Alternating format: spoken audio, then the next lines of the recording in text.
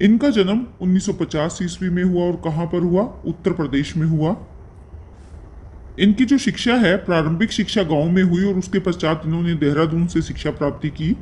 साहित्य की अगर बात करें तो इनकी जो साहित्य रचना है उसमें मुख्य विषय के तौर पर अगर देखें तो दलित वर्ग से जुड़ी हुई समस्याओं का सजीव चित्रण इन्होंने अपने साहित्य में किया है।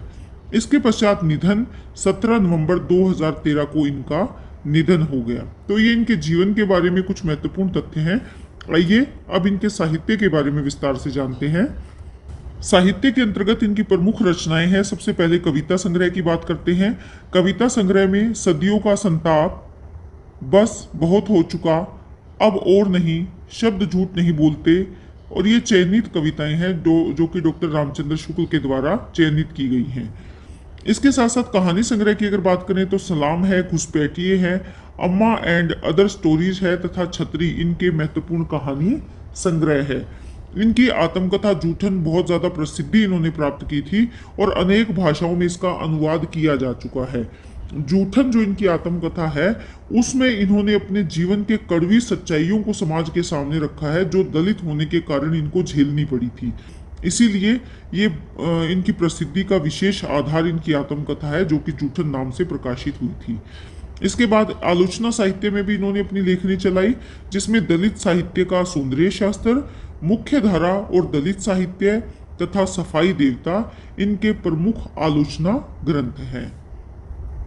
देखिए, ओम प्रकाश वाल्मीकि ने हिंदी साहित्य को समृद्ध करने में, विशेषकर हिंदी के अंतर्गत जो दलित साहित्य माना जाता है उसको समृद्ध करने में अपनी महत्वपूर्ण भूमिका निभाई है और इनके साहित्य के माध्यम से दलित वर्ग के जीवन का सजीव चित्रण इन्होंने किया है। जो पीड़ा, जो दुख, जो दर्द, जो समस्याएं एक दलित वर्ग के व्यक्ति के सामने आती है, दलित वर्ग के समाज के सामने आती है, वो कितनी कड़वी कठोर है जो उन्हें जीवन में सहन करनी पड़ती है। इसीलिए जो साहित्य इन्होंने लिखा है उसके लिए इन्हें समय समय पर सम्मानित भी किया गया है, जिसमें प्रमुख जो पुरस्कार है 1993 ईस्वी में इनको डॉक्टर अंबेडकर राष्ट्रीय पुरस्कार प्रदान किया गया, 1995 ईस्वी में परिवेश सम्मान दिया गया, 2001 ईस्वी में कथाक्रम सम्मान से सम्मानित किया गया, 2004 में न्यू इंडिया बुक पुरस्कार से इनको सम्मानित किया गया और 2009 में साहित्य भूषण पुरस्कार इनको प्रदान किया गया। इसके अलावा और भी अनेक पुरस्कार हैं, जैसे अमेरिका से भी इनको पुरस्कृत किया गया था 2008 में। तो और भी कई पुरस्कार हैं जो साहित्य के क्षेत्र में इनके योगदान के लिए इनको दिए गए हैं। यहाँ पर मैंने प्रमुख पुरस्कारों के बारे में बताने का प्रयास किया है। अब बात करते हैं इनके साहित्य की विशेषताएं क्या है। देखिए, सबसे पहले तो हम देखेंगे कि इनके साहित्य में समाज में व्याप्त सामाजिक, राजनीतिक और आर्थिक समस्याओं का चित्रण किया है। यानी इन्होंने समाज के किसी एक वर्ग, एक पहलू, एक समस्या को नहीं उठाया, बल्कि समाज में सभी क्षेत्रों में जो समस्याएं हैं, चाहे वो सामाजिक जीवन की समस्याएं हैं, राजनीति में जो समस्याएं हैं या आर्थिक स्तर पर जो भारतीय लोगों को समस्याओं का सामना करना पड़ता है, उन सभी प्रकार की समस्याओं को इन्होंने अपने लेखन में स्थान दिया है। इसके साथ है दलित वर्ग के शोषण की समस्या। देखिए, ओम प्रकाश वाल्मीकि जी स्वयं दलित वर्ग से जुड़े हुए थे, तो दलित वर्ग के साथ पूंजीपति या उच्च वर्ग या जो इन्होंने माना है कि स्वर्णकार वर्ग जो दलित लोगों के साथ व्यवहार करता है वो अत्यंत दयनीय और पीड़ादायक है। तो ऐसे शोषण की समस्या इन्होंने अपने लेखन में उठाई है। इसके साथ साथ नारी जीवन की पीड़ा की अनुभूति भी इनके लेखन में देखी जा सकती है। नारी को अपने जीवन में जो समस्याएं सामना करना पड़ता है, जो नारी को दुख, पीड़ा, कुंठा झेलनी पड़ती है, उन सभी नारी मन की पीड़ा की अभिव्यक्ति इन्होंने अपनी रचनाओं के माध्यम से की है। इसके साथ साथ अगर देखें, समाज के विषमतापूर्ण विभाजन से आहत भावों की अभिव्यक्ति भी इनके साहित्य में देखी जा सकती है। विषमतापूर्ण विभाजन कौन सा है? जो जाति पाति के नाम पर, धर्म के नाम पर विभाजन कर दिया गया है हमारे देश में, हमारे समाज का, उससे ये आहत हैं। क्यों? क्योंकि ये मानते हैं कि जाति के आधार पे जो विभाजन है वो उचित नहीं है। इससे एक वर्ग दूसरे वर्ग का शोषण करता है।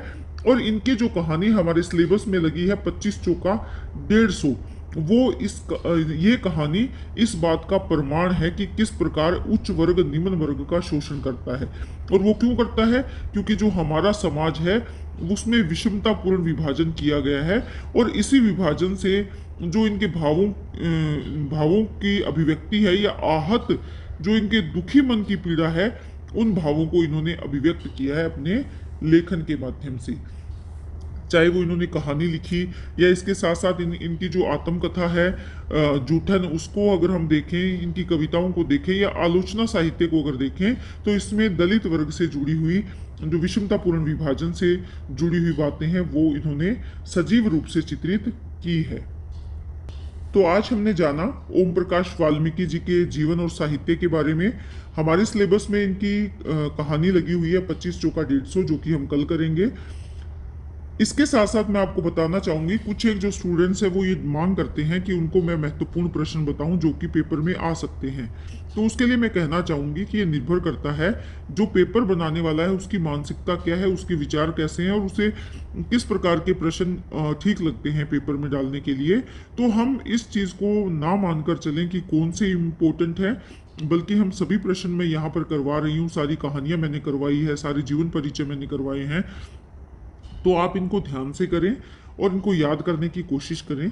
लेकिन इसके साथ साथ आप जो पुराने हमारे प्रश्न पत्र हैं, जो बीते हुए सालों के प्रश्न पत्र हैं, उनको बार बार रिपीट करें, उनको पढ़ें, उनको हल करें। तो उससे आपकी ये समस्या दूर हो जाएगी कि कौन से महत्वपूर्ण है और कौन से नहीं है। तो वो प्रश्न पत्र, जो पुराने प्रश्न पत्र हैं, वो आपकी इस काम में सहायता करेंगे। तो उम्मीद करती हूँ कि आप ऐसा ही करेंगे, जो पुराने प्रश्न पत्र उनको हल करने की कोशिश करेंगे। और इसके साथ साथ अगर आपको कुछ समझ में नहीं आ रहा है तो भी आप कमेंट करें, और समझ में आ रहा है तो भी आप कमेंट करें। कमेंट आप जो भी करते हैं, पॉजिटिव और नेगेटिव, मैं दोनों का रिप्लाई देने की कोशिश करती हूँ। तो उम्मीद करती हूँ कि आप इसी तरह जुड़े रहेंगे, बहुत अच्छे से पढ़ेंगे, स्वस्थ रहेंगे और पढ़ाई के साथ व्यस्त रहेंगे। बहुत बहुत धन्यवाद।